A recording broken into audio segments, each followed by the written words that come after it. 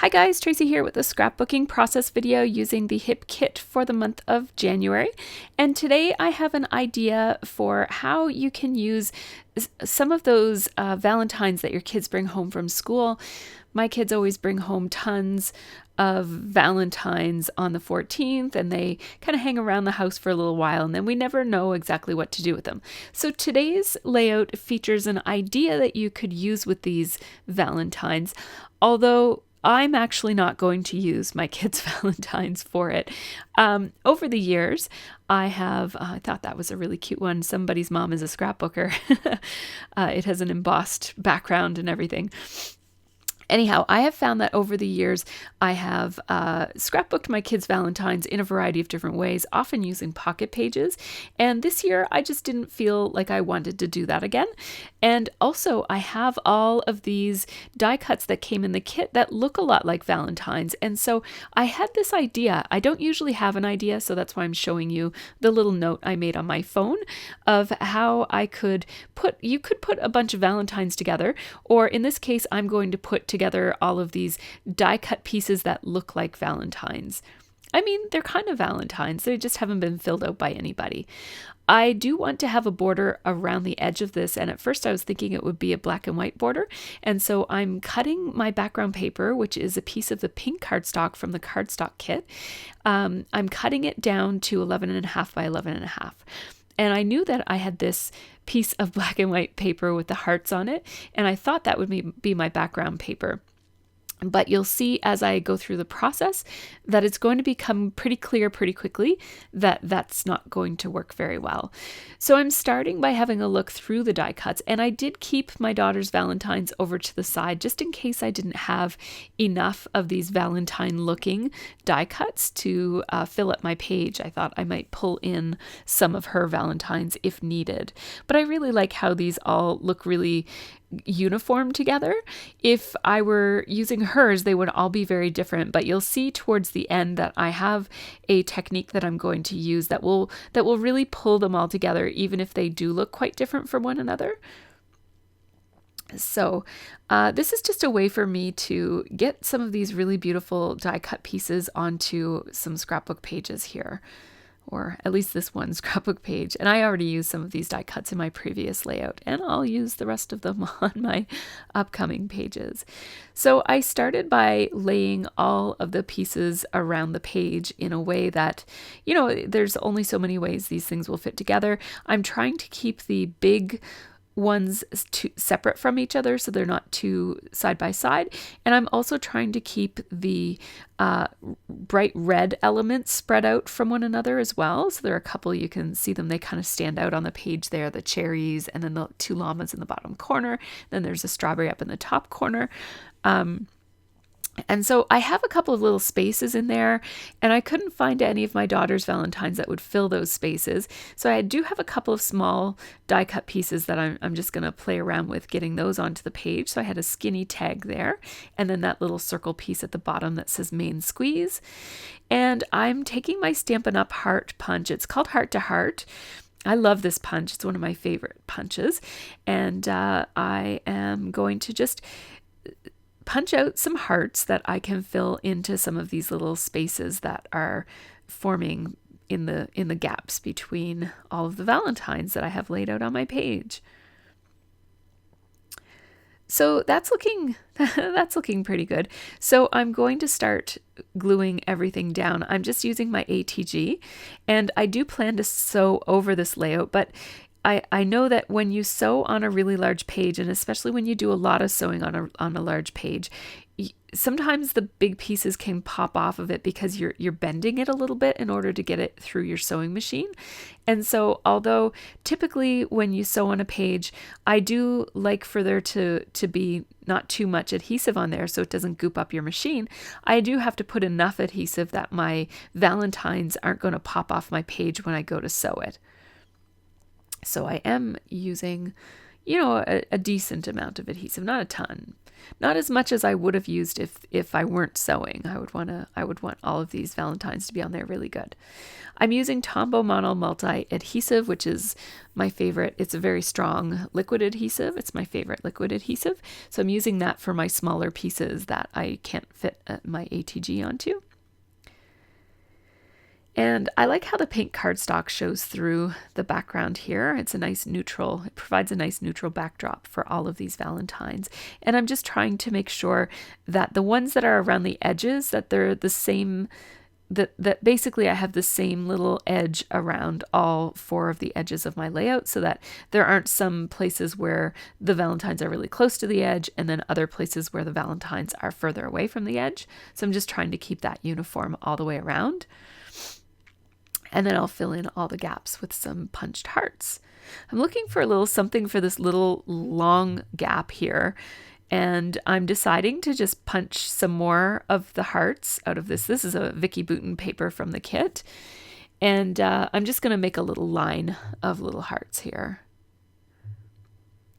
So I started with 3, and that leaves me with this awkward little gap there between those 3 hearts and that one. So I punched another one. And of course, every time you punch, you're punching 3 hearts. So I have a bunch of extras there that I'll use on some other page or something, or put into my scraps. So I'm just using the smallest amount of Tombow that I can. The Tombow kind of oozes out of it because I keep it upside down, so it does ooze a little bit. I don't have to squeeze it at all. There we go. I'm just going to make sure that those are lined up properly, and I'm really liking how this is looking. I think it looks pretty balanced, and it's going to be a nice background. It is busy, and so I have a few. I just noticed that die cut is really cute, so I put some extra die cuts at the top because I thought I might use those in my main embellishment cluster, because this is my background paper right here. This is not the layout itself. This is just my background. And so because the background is so busy, I have to be mindful of the fact that I'm going to have to make my cluster that will include a few layers and my photo and my title and any journaling and other embellishing that I want to do. I need something that will help those things stand out from this really busy background. I don't want my elements to blend into the background. I'm going to do some sewing, and I haven't really planned it out in advance. I was thinking I might want it to look kind of quilted or something. So I'm using my little half-size sewing machine, and I'm just going to basically sew up and down like a bunch of vertical lines, not vertical, a bunch of horizontal lines around this page. First, I'm going to go all the way around the outside edge, and I am sewing right through all of those Valentines. And my goal here is that I want to have sewing through every single thing that's been on this background page. So I made sure I hit through that little tiny heart punch that I had there. I didn't get the big one yet, but I'll come back for it. And then I'm just basically going to put a whole bunch of horizontal lines around it. And because this is so repetitive, I think I will edit out a good part of the sewing. But as you can see, I'm just kind of sewing horizontal lines. Is pretty straightforward, and I'll come back when I'm almost done the sewing. So most of the sewing is done now. I'm just adding a couple of random zigzag stitches, and I'm just keeping them horizontal so that I don't want it to be too busy. I want these stitches to add texture, but not be too, I don't want it to add too much to the page, which is why I chose the white thread instead of something with more contrast. I really want it to blend in, but just add some subtle texture to the page. I'm really liking how this is looking. I do apologize for my voice, you guys. I'm fighting a cold, which is why I haven't been making many videos lately. My whole family came down with a cold, one at a time, very slowly, and I'm the second last to get it. So I haven't had a whole lot of time to scrap lately, but it feels really good to be back in my scrap room. This is my second layout since I've been back. So I am cutting the threads off that are going to be around the outside edges of this, but I'm not cutting the threads that end up being in the middle. So when I went back and added some zigzag stitches, they didn't go the full length of the page. So they were horizontal, but they were just smaller bits horizontal. So the threads that hang from those, I'm just leaving them because they end up in the center of the page. And I think they're just going to add some more messy, whimsical, thready looks of interest.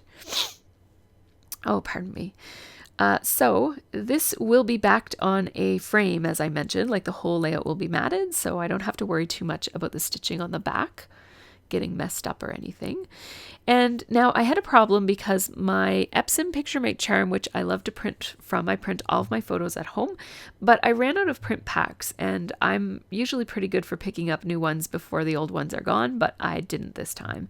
And my large format printer, which is a Canon Pixma Pro 100, has stopped working. And there doesn't seem to be a fix for it. I just can't use it anymore. So that's a bit of a bummer. It was quite an expensive printer. So I have changed my review video on that, where I used to have glowing reviews of it. I've changed it. I'm no longer recommending that printer because it seems to randomly stop working on people. I'm not the only one that this has happened to.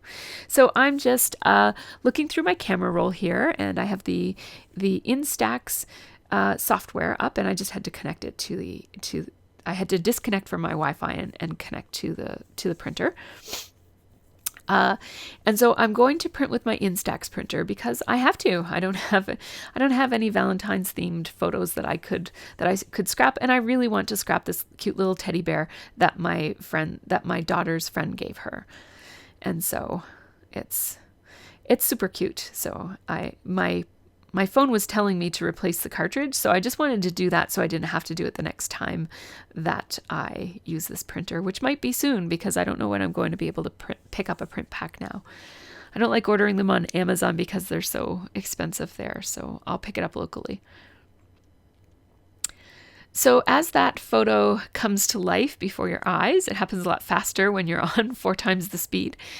I'm see how that frame is really not working. It's kind of not adding anything to this page. And so the black and white frame, I mean the one with the hearts on it. So right now what I'm doing is I'm thinking about using some black cardstock. Remember how I said I'm going to need my layers and my cluster of stuff that's going to go on this page. It's going to have to stand out from the background somehow. So I'm going to mat the whole cluster with that black cardstock.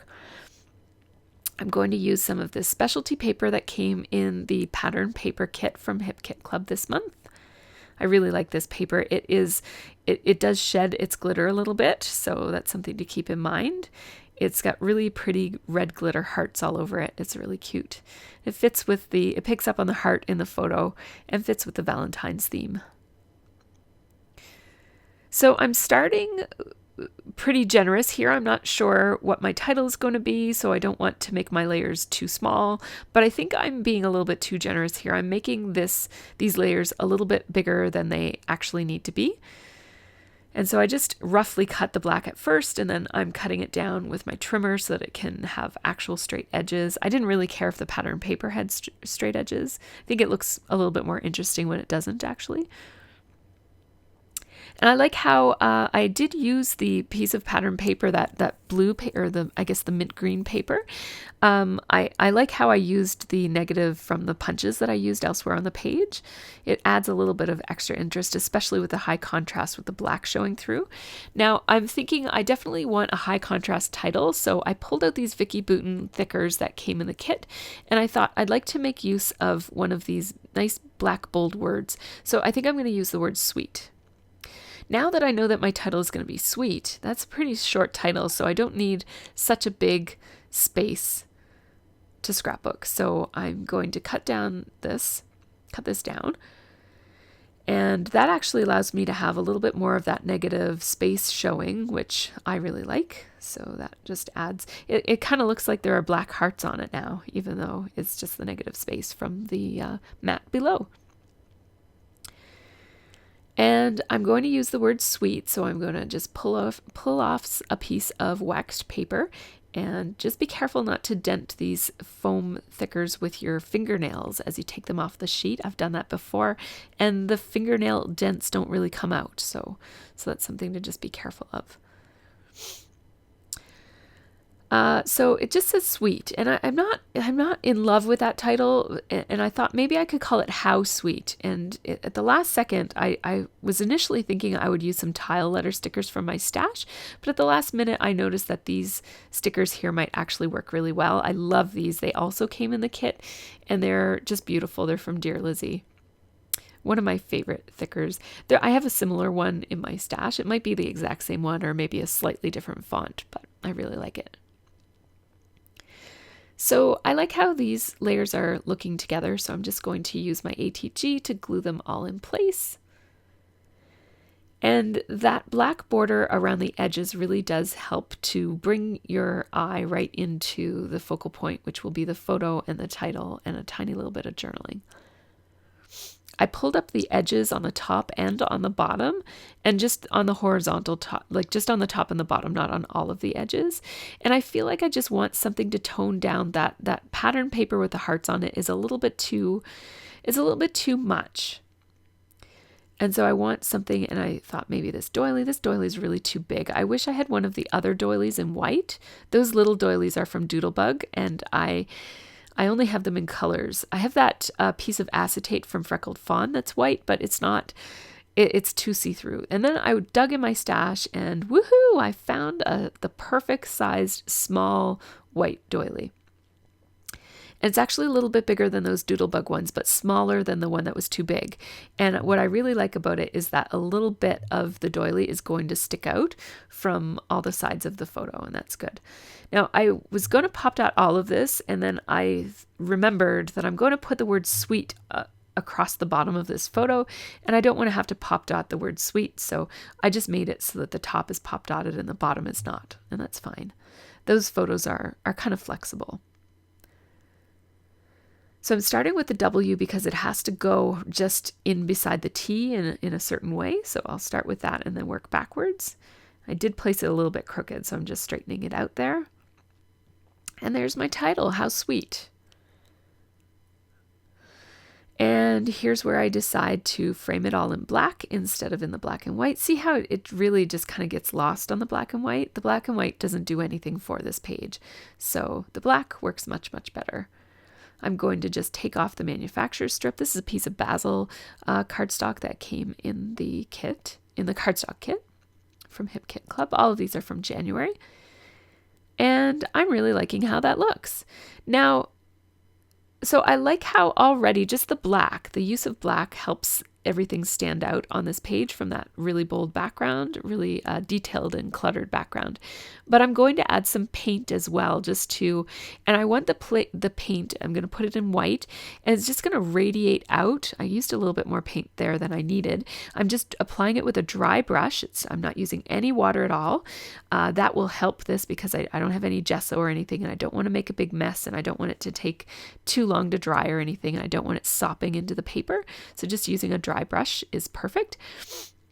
I also really like how the dry brush, I was going onto my background paper there, and I don't want to mess up my black mat, so I moved that there. I also really like the texture that using a dry brush adds, and at first I was going to go pretty, like just put the white paint right behind and radiating out a little bit from where my layers are, but then I decided to keep on going. I really like the look of it, and I just thought that first of all, it tones down everything else and really helps direct your attention towards the main elements on the page. And you can still see that these are Valentines. So I'm not covering up the meaningfulness of these Valentines at all. I'm just toning them down a little bit. And I really love the extra texture and messiness that adds to my page. So as you see, just dry brushing all over the whole thing. I like how that looks. Now I'm doing this thing that I like to do. It's like a tone on tone splatter look where I take white paint and then I add white acrylic splatter on top of it. So first I splattered straight from the acrylic ink jar, which gives really big splatters. And then I have this splatter tool, which I really love this splatter tool, but I'm not using it the way that I like to use it because I didn't use quite enough ink the first time. I just picked up the ink that was already on my page. And that gave me some splatters, but I would like to have more than this. I think I'm going to go ahead and dry this first before I even decide to add more splatter. I can't remember. Okay, so first I'm going to add some thread to the back of my, so this will be another way that I have white radiating from underneath of these layers. So I pulled off a whole bunch of this upholstery thread. I really love upholstery thread because it's thicker than regular thread and it keeps its round shape. And it looks really nice and soft and it doesn't look quite so messy and angular. I find that when I make little bundles of regular thread, I get a lot of pointiness and tangly looks. And this just looks soft and flowy as opposed to tangled. I might have gone a little bit overboard, but you can always trim it down afterwards and take some of that off. So I'm just using my heat gun to dry up. It's the paint, because I used a dry brush technique. The paint is pretty much already dry, but I am just drying that acrylic ink that I splattered everywhere and dropped and dripped everywhere. And some of it is going to be covered by the photo, so I just dabbed it off. There's no point in waiting for it to dry, because it'll be covered anyways. I'm just dislodging some of the threads that I left on there on purpose because they got kind of matted down and tangled amongst the paint. And so I wanted them to show up. So I just released them as I dried it. Now this is how I love to use this splatter tool, is to just kind of use my finger. I zoomed in here a little bit so that you can see what I'm doing here. Is I'm just using my fingers to, I don't know how to describe this. I'm basically fanning it.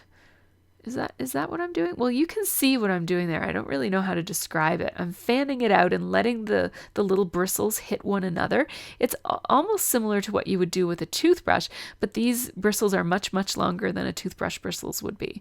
And see how that gives you this really fine splatter and allows me to control where it lands quite a bit better. Just checking to make sure that my black cardstock wasn't ruined there when I made that mistake by leaving it out while I was working with white paint. I really love how this looks. I just added, if you're wondering what that white piece of paper is, it's just a scrap from my desk. It's a 4x6 piece of cardstock that I cut down, and it's just to keep the thread from basically going all over the place. I decided I didn't really need it because it wasn't really sticking very well. And I'm using these foam adhesives from Stampin' Up, these little pop dots, and they will really help to stick this down, because the original glue that I put on there is not going to really meet because there's so much thread under there. And if you were worried about not wanting to waste so much thread, of course, the majority of the thread that I used ended up behind, but I like how it kind of pokes out. It's a little bit too much, and I am going to go back and take some of it off eventually. So now I'm changing my mind. I was going to cover that up and do some black splatter, but I realized that if I do black splatter on top of my white thread, the white thread is going to pick up the black ink and it's going to turn into black thread, and I don't want that. So I pulled off all of that thread and also my layers along with it. I'm going to use the exact same splatter technique to get a fine mist of slate. You can really see how nice this tool works when you're misting black, because it stands out better. And then I want some bigger splats, and that tool doesn't really give big splats. So I just took a brush. It's a really inexpensive brush that's all dried up and gross, but it's perfect for making splattery messes on things. So now I am just drying that with my heat tool, and I love how the splatters turn out with that brush. They're so nice. And I also love the splatter tool, how fine it is. I needed there to be some black on the background just to pull it all together. I didn't want the only black to be on the layers and then way out on the outside edge. I just needed something to bridge that gap. Otherwise, my background looked a little bit too stark. So here I go, just giving this a little bit of a haircut.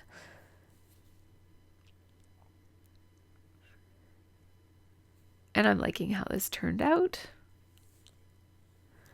And I just have to do a little bit of cleanup here. I'm not going to bother I can get that paint off of that mat if I just use some warm soapy water or this thing that I'm going to show you in a second here. So I have this mist bottle that I keep in my scrap room, and it has a little bit of Murphy's oil floor cleaner and some water and some dish spray, not some dish spray, some dish soap detergent. And I just mist it onto things, and it loosens the paint really, really well. So what I'm digging at right there is actually really, really old paint that's been on my mat for a good long time. All of the mist and splatter that I just accidentally got all over my mat, it all came off instantly with that cleaner. So that's a really great thing to have on hand, especially if you do much mixed media. So I didn't want to put my adhesive on my main layout there because it's too bumpy and it's not completely dry, and so I just put my adhesive on the black paper but well in, so that I knew none of the adhesive would be showing once I matted that layout. I'm really liking how that looks. I think it turned out really, really nice.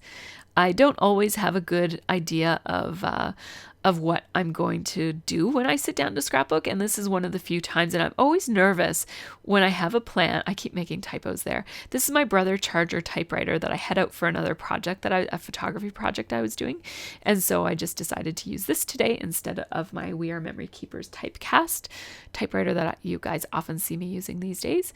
I'm doing a little bit of journaling here with my typewriter. I'm going to cut it into a couple of strips and put it on my page. I don't remember what I was saying now. I forgot.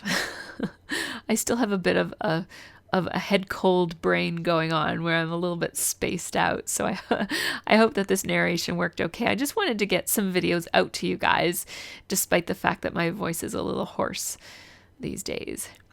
So I'm putting my little journaling strips up here. I was going to not put the last one on, and then I'm going to end up deciding to put it on. I'll put it on off screen though, because I just don't want to, it's kind of, my daughter's getting to the age where some things she's going to want to have private. So I'm not going to put all of the details on all of my pages each time.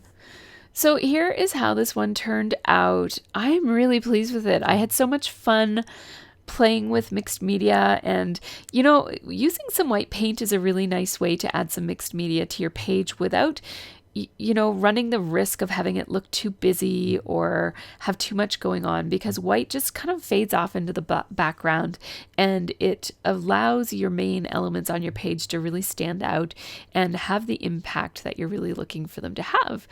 So I hope that you guys found this process fun to watch and helpful. I would really love to hear your ideas for how you guys scrapbook Valentines. I know these ones were fake Valentines, but I'd love to hear how you scrapbook Valentines, because it's really hard to let them go off into the recycling. It's nice to hang on to them. So I really wanted to thank you guys for watching my videos, liking and subscribing and commenting, and all the ways that you guys support me. Thank you so, so much. And special thanks to these guys too for supporting me over on Patreon, which helps me keep on bringing free YouTube videos to you guys over here on YouTube as well. So thanks to everybody. And if you haven't subscribed already, please click the button on your screen and check out any of my other videos that you haven't seen. And take care and have a really great scrappy week.